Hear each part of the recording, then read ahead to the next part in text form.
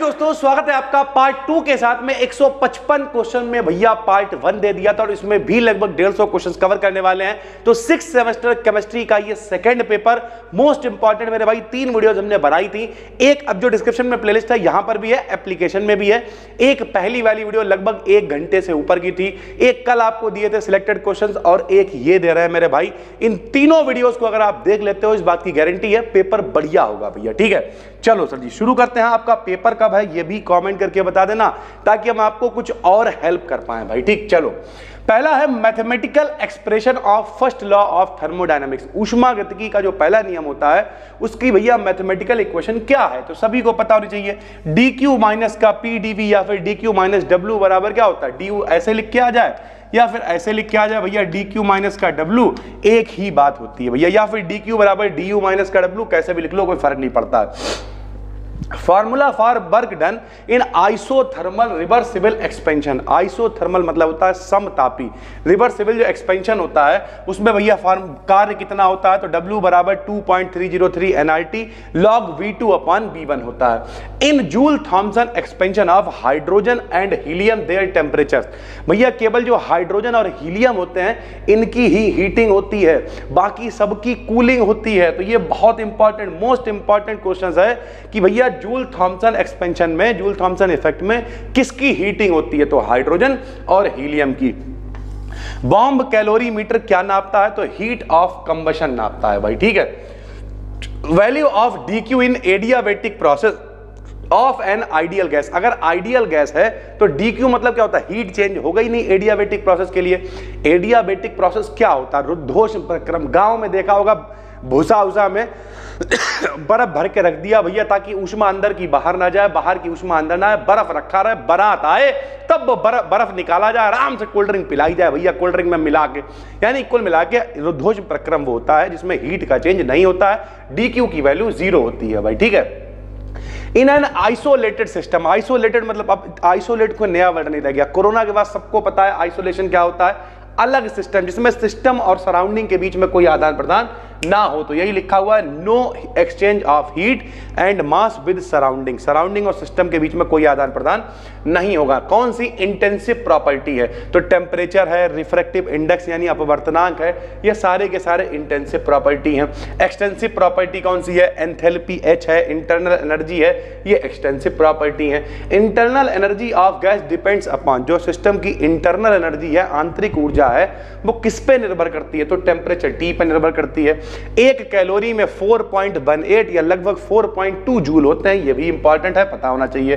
Change in internal energy for reversible isothermal cycle. Isothermal का मतलब समतापी, temperature change नहीं हो रहा है और अभी बताया इंटरनल एनर्जी टेम्परेचर पर डिपेंड करती है तो भैया इंटरनल एनर्जी में भी चेंज नहीं होगा, ये भी 0 होगा। सीक्वेंस ऑफ 1 अर्ग 1 जूल एंड 1 कैलोरी, यानी 1 अर्ग 1 जूल और 1 कैलोरी में कौन बड़ा है तो सबसे बड़ी 1 कैलोरी है, उससे छोटा 1 जूल है, उससे छोटा 1 अर्ग है, तीनों ही ऊर्जा के मात्रक हैं। Reason of cooling in refrigerator, जो फ्रिज होता है उसमें कूलिंग का कारण क्या होता है, एक्सपेंशन ऑफ गैस, गैस का एक्सपेंशन होता है। Which of the following is the state function, कौन सा एक स्टेट फंक्शन है तो U यानी इंटरनल एनर्जी एक स्टेट फंक्शन है।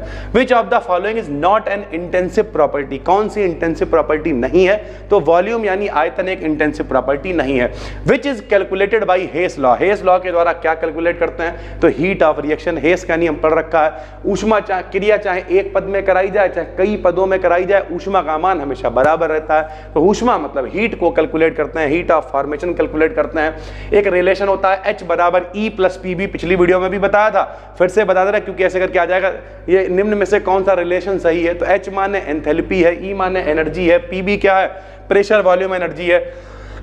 हेस लॉ किस पे आधारित होता है तो हेस लॉ भैया E बराबर mc स्क्वायर ऊर्जा और द्रव्यमान भाई। ठीक है उसका डेल्टा U बराबर Q माइनस W होता है, डेल्टा H बराबर डेल्टा E प्लस W होता है। बल्कि हेस लॉ का एक और भी आंसर हो सकता है लॉ ऑफ कंजर्वेशन, यानी ऊर्जा जो है वो नष्ट नहीं होगी, चाहे एक पद में कराओ चाहे कई पदों में कराओ ऊर्जा उतनी ही मिलेगी।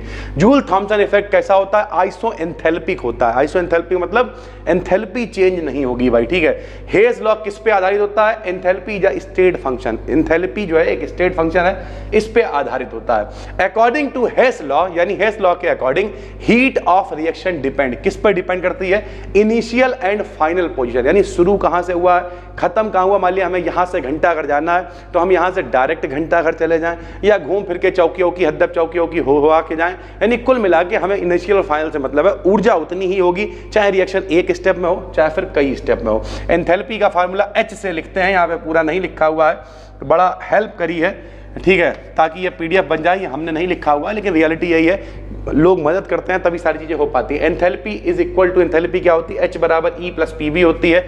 इंटरनल एनर्जी क्या होती है? Partially kinetic. इंटरनल का मतलब मेरे अंदर कितनी एनर्जी है, तो कुछ काइनेटिक यानी गतिज ऊर्जा भी है, कुछ स्थितिज ऊर्जा भी, पोटेंशियल एनर्जी भी है, तो partially kinetic and partially potential. Vaporisation of water, vaporisation मतलब जब बाष्पीकरण होता है तो ये कैसी रिएक्शन होती है? एंडोथर्मिक रिएक्शन होती है। दो ही होती है, एक एक्सोथर्मिक एक एंडोथर्मिक, तो ये एंडोथर्मिक रिएक्शन है। हीट ऑफ न्यूट्रलाइजेशन, न्यूट्रलाइजेशन का मतलब उदासीनीकरण जो अभिक्रिया होती है NH4OH यानी अमोनियम हाइड्रोक्साइड और HCl की, ये लेस देन होती है काय से? 13.7 किलो कैलोरी से। क्यों?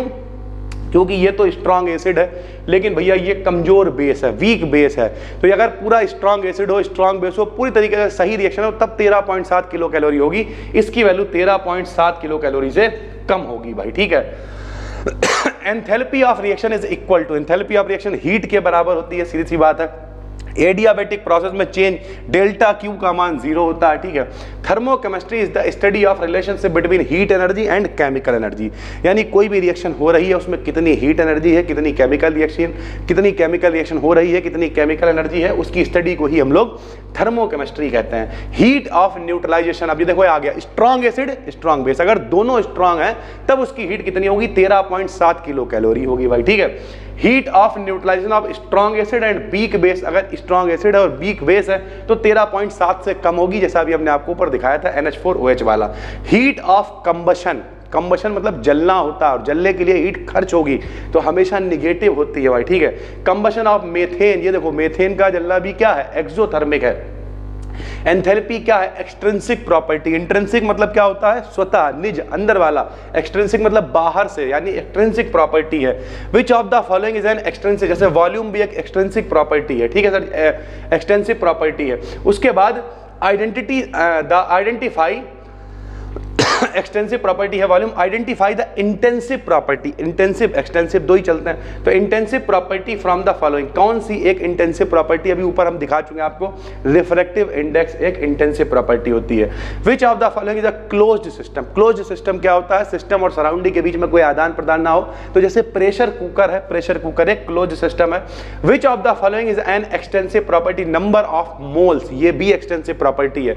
देखो भैया अगर पेपर कल भी है, एक टेबल बनाओ, शॉर्ट नोट, एक पन्ने के ऊपर कोशिश करो, ये जो हमने 300-400-500 क्वेश्चन दिए हैं, एक पन्ने के ऊपर लाने, एक्सटेंसिव प्रॉपर्टी सारी एक तरफ लिख ली, इंटेंसिव एक तरफ लिख ली, ठीक है। जो जो चीजें चल रही इस तरीके से लिखो, इंस्टाग्राम पे हमें फॉलो कर लो, BD को टैग करना, देखेंगे कितने लोग बनाते हैं भाई, ठीक। शॉर्ट एक पन्ने के ऊपर लाओ इन सारे क्वेश्चन को, फिर देखो मेरे भाई, ठीक है। उसके बाद the enthalpies of all elements in their standard states, 25 degree centigrade को स्टैंडर्ड स्टेट मान लेते हैं, उस समय जो एंथैल्पीज होती हैं वो हमेशा 0 होती हैं। Carnot engine is that engine, Carnot engine वो इंजन है जो क्या करता है? Works on 2 temperatures reversibility. सभी को पता है कार्नोट साइकिल में एक सोर्स होता है, एक सिंक होता है, सोर्स का टेम्परेचर T1 मानते हैं, सिंक का टेम्परेचर T2 मानते हैं, और इन दोनों के बीच में ये कार्य करता है। Entropy is explained bye, entropy को किसने बताया? कार्नोट साइकिल के द्वारा बताया गया। Value of delta S system की भैया एंट्रोपी और सराउंडिंग की एंट्रोपी किसी प्रोसेस के लिए क्या होती है? 0 से ज्यादा होगी या फिर बराबर होगी भैया, या तो व्यवस्थित होगा तो 0 होगी और उससे ज्यादा होगा तो फिर भैया हमने ज्यादा का निशान भी लगा दिया। Heat engine of unit efficiency, अब इफिशिएंसी मतलब क्या होता है? इफिशिएंसी का मतलब काम करने की क्षमता, can be obtained if temperature of sink is decreased, यानी अगर सिंक का टेम्परेचर कम करते चले जाओगे तो क्या होगा? इंजन की इफिशिएंसी बढ़ती चली जाएगी। ds बराबर dq/t होता है, पिछले वीडियो में बता चुके हैं। Find out the correct alphabet for Gibbs function को कहाँ से लिखते हैं? G से लिखते हैं। Absolute entropy for an element के लिए बिल्कुल परफेक्ट एंट्रोपी कैसी होगी? हमेशा पॉजिटिव होगी, यानी बिल्कुल देखो बिना डिसऑर्डर के कुछ हो ही नहीं सकता, ऐसा हो ही नहीं सकता कुछ भी परफेक्ट हो जाए। Perfection is the end of life, सभी ने पढ़ रखा भाई, थोड़ी बहुत एंट्रोपी होगी। रिलेशन बिटवीन वेपर प्रेशर और टेम्परेचर किसने दिया? किरचॉफ इक्वेशन ने दिया, पिछली वीडियो में बता चुके हैं भाई, ठीक है। By third law of thermodynamics the absolute entropy of solid can be calculated by only heat capacity data, यानी थर्ड लॉ की सहायता से अगर केवल हीट कैपेसिटी वाला डेटा है तो हम लोग एंट्रोपी को कैलकुलेट कर सकते हैं। डेल्टा एस बराबर क्यू अपॉन टी होता है। हीट हमेशा ज्यादा टेम्परेचर से कम टेम्परेचर की ओर फ्लो करती है। जब एक लिक्विड उबलता है, उबलेगा तो अणु दूर दूर जाएंगे तो उसकी एंट्रोपी हमेशा बढ़ जाएगी, इंक्रीज कर जाएगी भाई, ठीक है। Entropy change for a spontaneous process, spontaneous मतलब अचानक से अगर कोई प्रोसेस हो जाए, मान लिया ये वीडियो शूट हो रही है, अचानक से कैमरा हमारा गिर जाए तो क्या होगा? एंट्रोपी बढ़ जाएगी, डिसऑर्डर हो जाएगा भैया। इस डिसऑर्डर का मतलब क्या? हम हिले हिलाए नजर आएंगे, सब पड़ा होगा एकदम से, इसका मतलब क्या है? एंट्रोपी इंक्रीज कर जाएगी। जितने भी नेचुरल प्रोसेस होते हैं सब स्पॉन्टेनियस यानी अचानक ही होते हैं। The entropy increases towards maximum and the energy of the universe is constant. This statement is, यानी लगातार यूनिवर्स की जो एंट्रोपी है वो लगातार क्या हो रही है? बढ़ रही है। यूनिवर्स की एंट्रोपी कांस्टेंट है लेकिन एंट्रोपी लगातार मैक्सिमम ऑफ द एनर्जी की तरफ बढ़ रही है। देखो सरल भाषा में कहें, ब्रह्मांड का विस्तार हो रहा है, यूनिवर्स की एंट्रोपी लगातार बढ़ रही है। सेकंड लॉ ऑफ थर्मोडायनेमिक्स ने कहा in an spontaneous change in system occurs, यानी जब भी कभी स्पॉन्टेनियस चेंज होता है तो सिस्टम की जो एनर्जी होती है वो कम हो जाती है, क्योंकि किसी भी सिस्टम को करने के लिए अचानक से एनर्जी चाहिए होगी भाई, सीधी सी बात है। In standard gives free energy change, delta G का मान दे रखा है, इक्विवेलेंट कांस्टेंट जो के होता है उससे क्या रिलेशन है? तो के पी बराबर लिख सकते हो ई की पावर माइनस का delta G degree upon R T. Helmholtz free energy को वर्क फंक्शन भी कहते हैं। इसे भैया कैपिटल ए से लिखते हैं, पता होना चाहिए, पूछ लेता कई बार हेल्महोल्ट्ज एनर्जी को काहे से डिनोट करोगे? तो लोग एच से भी लिख देते हैं, एच फॉर एंथैल्पी होती है, तो हेल्महोल्ट्ज को हम लोग कैपिटल ए से भी लिखते हैं। Weak electrolyte is that whose ionization is lag. Weak electrolyte क्या होता है? दुर्बल विद्युत अपघट्य, जिनका आयनीकरण होगा ही नहीं, दुर्बल हैं। कुछ लोग कहेंगे इसका मतलब तो ये प्रबल होंगे, ये टूट नहीं रहे, ऐसा नहीं है। जो टूट जा, कहते हैं जितना बड़ा पेड़ होता है उतना ज्यादा झुक जाता है, तो भैया वो ज्यादा प्रबल है जो आसानी से झुक रहा है, जो पोलाइट है वो प्रबल है। वीक इलेक्ट्रोलाइट जिनका आयोनाइजेशन नहीं होगा, टूट जाए, टूटेंगे नहीं। NaCl क्या है? स्ट्रॉन्ग इलेक्ट्रोलाइट है, नमक है, जैसे ही घोलोगे Na पॉजिटिव अलग Cl नेगेटिव अलग, दोनों आराम से घुल जाएंगे भाई, ठीक है। ओस्टवाल्ड का जो डाइल्यूशन लॉ है वो स्ट्रॉन्ग इलेक्ट्रोलाइट के लिए काम नहीं करता है। उसके बाद amount of ionization for weak electrolyte के लिए जो आयोनाइजेशन अमाउंट होगा भैया, आयनन जो अमाउंट होगा वो क्या होगा? Lambda B upon lambda infinite होगा, जितना इन अनंत के लिए है और जितना आपने निकाला है। Which is not applicable, strong electrolyte के लिए ओस्टवाल्ड का नियम लागू नहीं होता है। Which is applicable for strong electro, तो स्ट्रॉन्ग इलेक्ट्रोलाइट के लिए फिर कौन होगा? डेबी हकल की थ्योरी अप्लाई होगी। वीक इलेक्ट्रोलाइट के लिए ओस्टवाल्ड का नियम अप्लाई होगा भाई, ठीक है। हो सकता है थोड़ा सा आपको थके हुए लग रहा हो क्योंकि गर्मी भी बहुत विकट है, और दूसरी बात ह्यूमिडिटी अंधाधुंध है, और तीसरी चौथी पांचवी बहुत सारी बातें हैं, उन सबको छोड़ो, पेपर दे आओ भाई, बाकी सारी चीजें सुकून में किसी दिन बताएंगे। मोबिलिटी की यूनिट क्या होती है? सेंटीमीटर प्रति सेकेंड वोल्ट होती है। सॉल्युबिलिटी प्रोडक्ट सिल्वर फास्फेट के लिए क्या होगा? सिल्वर फास्फेट, तो सिल्वर मतलब Ag 3 होंगे, जाहिर सी बात है, तो Ag के ऊपर 3 पॉजिटिव और फास्फेट PO4 के ऊपर 3 नेगेटिव, ऐसे ही तो बनेगा भैया। उसके बाद विच फॉलोज ओस्टवाल्ड डाइल्यूशन लॉ को कौन फॉलो करता है? तो NH4OH अभी आपको बताया क्या होता है? वीक बेस होता है, तो वीक है तो ओस्टवाल्ड को फॉलो कर लेगा। स्ट्रॉन्ग इलेक्ट्रोलाइट कौन हो गया? मान लिया HCOOH हो गया। सॉल्युबिलिटी ऑफ CaF2, अब जरा ध्यान से समझ लो भैया, यहाँ पे क्या दे रखा है? सॉल्युबिलिटी दे रखी है। सॉल्युबिलिटी को काहे से लिखते हैं भाई? सॉल्युबिलिटी को S से लिखते हैं। सॉल्युबिलिटी प्रोडक्ट KSP पूछ रहा है, ठीक है। अंडर रूट KSP के बराबर होती है सॉल्युबिलिटी भाई, ठीक है, यानी KSP बराबर होता है S स्क्वायर के। तो कोई दिक्कत नहीं भैया, यहां मान रख देना, इसका स्क्वायर कर देना, आराम से आपको आंसर मिल जाएगा भाई, ठीक है। बस ये ध्यान रखना भाई, KSP बराबर S स्क्वायर के होता है। Which is hydrolysed in water, कौन है जो पानी में घुल जाता है, हाइड्रोलाइज हो जाता है? NH4Cl, NH4 पॉजिटिव और Cl नेगेटिव बना लेता है। एक्वस सोल्यूशन सोडियम एसीटेट का कैसा होता है? तो सोडियम एसीटेट का एक्वस सोल्यूशन बेसिक होता है। कौन सा सॉल्ट हाइड्रोलाइज हो जाता है? CH3COO Na, टूट जाएगा Na पॉजिटिव CH3COO नेगेटिव में। बेकिंग सोडा कैसा होता है? बेकिंग सोडा मतलब जो घर में खाने वाला सोडा होता है, नेचर में बेसिक यानी कैसा होता है? क्षार होता है। Which is the mixed salt? CaOCl2 मेरे भाई, ठीक है, ये क्या है? एक मिक्स्ड सॉल्ट है, सही से लिखोगे तो CaOCl2, ठीक है, इस तरीके से लिखा हुआ है। विच इज नॉट हाइड्रोलाइज, कौन हाइड्रोलाइज नहीं होता है? पोटेशियम नाइट्रेट KNO3 हाइड्रोलाइज नहीं होता है। विच इज लेस सॉल्युबल, कौन है जो पानी में कम घुलता है? Ag2S कम घुलता है। Ionic product of water, ionic product मतलब क्या होता है, कब बढ़ेगा वो? तो जैसे जैसे आप टेम्परेचर बढ़ाते चले जाओगे इसका आयनिक गुणनफल, आयनिक गुणनफल क्या होता है? आयनों का गुणनफल, H पॉजिटिव का और OH नेगेटिव कंसंट्रेशन का गुणनफल करोगे उसी को कहते हैं आयनिक गुणनफल भाई, ठीक है। मिक्स्ड सॉल्ट जैसे क्या है? NaKSO4 है। सॉल्युबिलिटी प्रोडक्ट, ठीक है, फिर से वही दे रखा है यहाँ पे, सॉल्युबिलिटी प्रोडक्ट दे रखा है कितना? ये दे रखा है 1.2 गुणे में 10 की घात माइनस के 10। सॉल्युबिलिटी आपसे पूछ रहा, भी बताया KSP बराबर क्या होता है? S स्क्वायर के, तो आराम से आप इससे मान निकाल लोगे भाई, ठीक है। स्ट्रॉन्ग इलेक्ट्रोलाइट्स क्या होते हैं? स्ट्रॉन्ग इलेक्ट्रोलाइट का मतलब प्रबल होते हैं, तो ये प्रबल होते हैं ionises at higher concentration. Strong ये तभी होंगे जब बहुत ज़्यादा कंसंट्रेशन यानी सांद्रता बहुत ज़्यादा हो जाएगी, तभी ये टूटेंगे, वरना ये नहीं टूटते हैं भाई, ठीक है।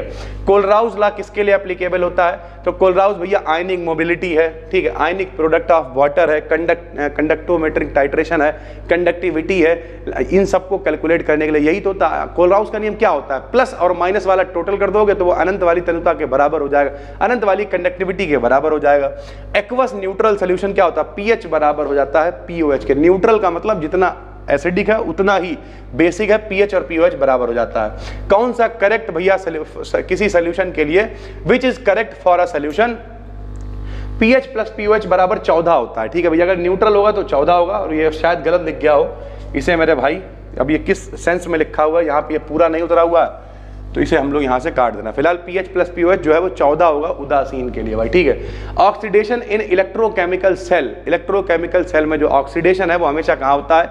एनोड पे होता है। एनोड मतलब प्लस होता है, कैथोड मतलब माइनस होता है। Which phenomenon occurs at zinc electrode, ठीक है, जिंक इलेक्ट्रोड पे कौन होता है? तो ऑक्सीडेशन ही होगा, क्योंकि जिंक मतलब पॉजिटिव, जेडन के ऊपर कितने पॉजिटिव होते हैं? 2 पॉजिटिव होते हैं, और पॉजिटिव का मतलब क्या होता है? ये एनोड है भाई, ठीक है। हाइड्रोलिसिस इज रेसिप्रोकल, कल भी वाली वीडियो में बताया था, जो हाइड्रोलिसिस होती है वो भैया न्यूट्रलाइजेशन की उल्टी होती है, उदासीनीकरण की उल्टी होती है। विच इज रेफरेंस इलेक्ट्रोड, कौन रेफरेंस इलेक्ट्रोड है? तो हाइड्रोजन इलेक्ट्रोड है, यानी मानक इलेक्ट्रोड है। इसे मान लेंगे, इससे तुलना कर करके देखेंगे कि इसका इतना है, इसका इतना है, इस तरीके से। Which occurs at anode electrode, ठीक है, एनोड इलेक्ट्रोड पे क्या होगा? सीरीज वाला अभी बता चुके हैं, ऑक्सीडेशन होगा। उसके बाद quin hydrogen is not used है, तो जो क्विन हाइड्रोजन है उससे पीएच जब उसका मान 8 से ऊपर इस्तेमाल नहीं करा जाता है। PH of which solution is 10, अगर किसी का पीएच 10 है तो जाहिर सी बात है भैया उसके लिए 10 की घात माइनस के 4 मोलर जो है, क्योंकि KOH है। समझाते हैं कैसे भैया। KOH का मतलब क्या है? KOH का मतलब क्या है? ये जो आपको दे रखा है ये POH दे रखा है, ठीक है, और POH बराबर होता है माइनस का लॉग OH आयन कंसंट्रेशन, ठीक है। OH आयन कंसंट्रेशन का मान रखोगे माइनस का लॉग 10 की घात माइनस के 4 आएगा, इसे आगे लाएंगे तो POH का मान 4 आ जाएगा। फार्मूला होता है पीएच प्लस POH बराबर 14 होता है, ठीक है। यहाँ पे POH का मान 4 रखेंगे, ये उधर जाएगा तो PH का मान कितना आ जाएगा? 10 आ जाएगा। तो इस तरीके से भैया अगर किसी के लिए पीएच ऑफ 10 अगर पीएच है तो उसका मतलब उसके लिए जो मोलरता होगी 10 की घात माइनस के 4 होगी KOH के लिए भाई, ठीक है। Entropy change of cell reaction, cell reaction के लिए एंट्रोपी चेंज कितना होता है? तो NF/ΔF/ΔT होता है। वाटर का पीएच कितना होगा? 7 होता है, क्योंकि उदासीन होता है। 7 मतलब उदासीन, न्यूट्रल। 7 से कम होगा तो एसिडिक, 7 से ज्यादा होगा तो बेसिक। जैसे हम लोगों के खून का जो पीएच मान होता है वो 7.4 होता है, और 7.4 का मतलब हमारा खून बेसिक होता है, क्षारीय होता है। नॉर्मल जो पानी होता है बरसात वाला उसका कितना होता है? 6.5 होता है पीएच मान, पता होना चाहिए। एसिडिक सॉल्ट कौन है? Na2SO3 एक एसिडिक सॉल्ट है। कौन इलेक्ट्रोलाइट नहीं है? इलेक्ट्रोलाइट मतलब टूटेगा नहीं, जो तो नहीं टूटे, चीनी नहीं टूटेगी, 12, 22, 11 कोई आयन दिखाई नहीं दे रहे हैं तो ये इलेक्ट्रोलाइट नहीं है। The EMF of the given cell, देखो भैया एक सेल यहां पे दे रखा है, ध्यान से समझ लो, इस तरीके के सवाल कई बार मिल जाते हैं। देखो इसमें क्या दे रखा है? एक सेल आपको दे रखा है, ठीक। जैसे पहले कौन लिखा हुआ है? Na लिखा हुआ है, बाद में कौन लिखा हुआ है? AU लिखा हुआ है। इनका आंसर निकालने के लिए हमेशा बाद वाले में से पहले वाले को घटा दिया करो। बाद में कौन है? AU है। AU का मान कितना है? देखो 1.50 में से घटा दो पहले वाला। पहले वाला कौन है? देखो Na है। Na के लिए कितना दे रखा? माइनस माइनस प्लस हो जाएगा, 0.25, दोनों को जोड़ दो 1.75 आंसर आ जाएगा, सीधी सी बात है। बाद वाले में से पहले वाले को घटा देते हैं। क्वांटम इफिशिएंसी किसी रिएक्शन की आइडियल गैस के लिए कितनी होती है, तो 1 होती है। फोटोकेमिकल रिएक्शन में जो फ्री एनर्जी होती है वो बढ़ती है। Time of fluorescence from excited molecule is, fluorescence का जो टाइम है किसी एक्साइटेड मॉलिक्यूल के लिए 10 की घात माइनस के 7 से 10 की घात माइनस के 8 होता है। फ्लोरेसेंस प्रॉपर एक फिनोमिनन है भाई, ठीक है। एक आइंस्टीन की वैल्यू किलो कैलोरी पर मोल में कितनी होती है, तो 2.859 गुणा 10 की घात 5 बटे लैम्डा होती है किलो कैलोरी पर मोल, ठीक है। H2 plus Br2 gives 2HBr के लिए क्वांटम इफिशिएंसी कितनी होगी, 1 से कम होगी। क्वांटम इफिशिएंसी फोटोकेमिकल रिएक्शन में हमेशा 0 के बराबर होगी या 0 से ज्यादा होगी, क्योंकि हमेशा ये बढ़ती है भाई, ठीक है। द रेशियो ऑफ एनर्जी पर Einstein and that of photon, यानी जो पर आइंस्टीन जो एनर्जी है और साथ साथ में फोटोन का जो अनुपात होता है उसे कहते हैं आवोगाद्रो संख्या। कैपिटल एन से लिखते हैं, इसका मान होता है 6.023 गुणा 10 की घात 23। फोटोकेमिकल डीकम्पोजिशन जो होता है वो क्या कहलाता है, फोटोलिसिस कहलाता है, प्रकाश संश्लेषण।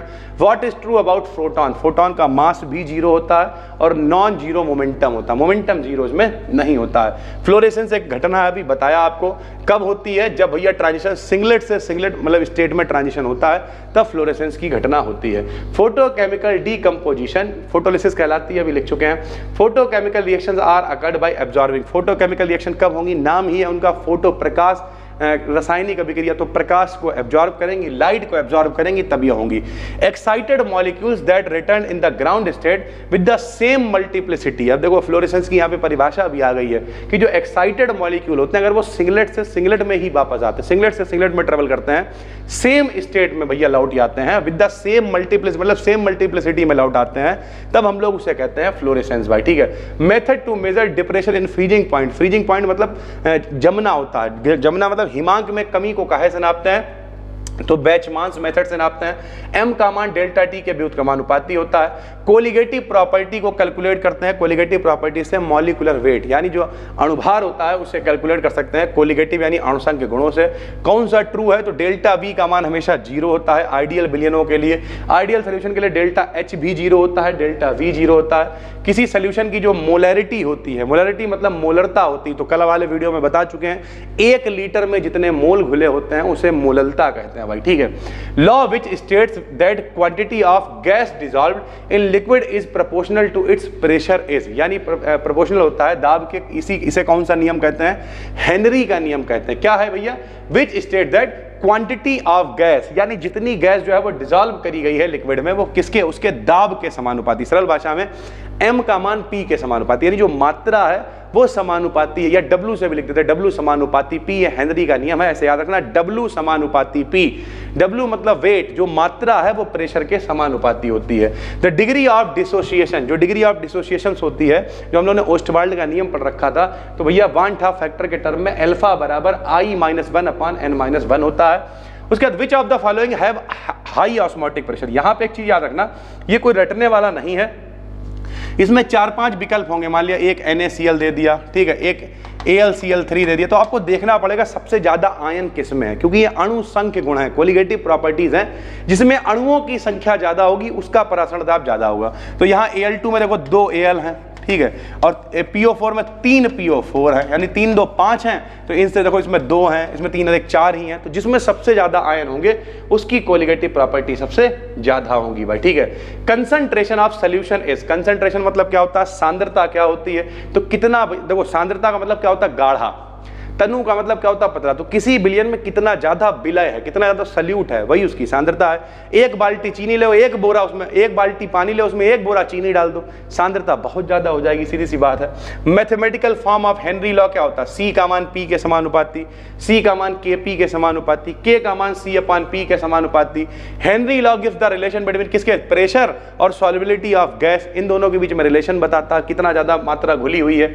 The completely miscible soluble can be represent by, तो फ्रैक्शन डिस्टिलेशन, प्रभाजी आसवन के द्वारा अलग करा जाता है जब कभी दो लोग कतई आपस में अंधाधुंध घुले हुए होते हैं, प्रभाजी आसवन है, भाप आसवन है, गर्म कर रहे हैं, भाप अलग हो रही है, फिर अलग कर ले रहा है, इस तरीके से सारी चीजों को अलग करा जाता है। The relative lowering of vapour pressure, vapour pressure मतलब आपेक्षिक अवनमन क्या होता है, पढ़ रखा है 12th क्लास में, PS - P0/P0, तो P - PS P0 लिख दिया भाई, ठीक है। फॉर राउल्ट लॉ क्या होता है, तो भाई भैया वाष्प दाब का अपेक्षिक द्रव्यमान मोल प्रभाज के बराबर होता है, तो P माइनस PS अपान P बराबर N अपान N प्लस N होता है। अगर कोई रियल सोल्यूशन है तो वो जो है राउल्ट लॉ को फॉलो नहीं करता है, आइडियल सोल्यूशन है तो वो फॉलो करेगा।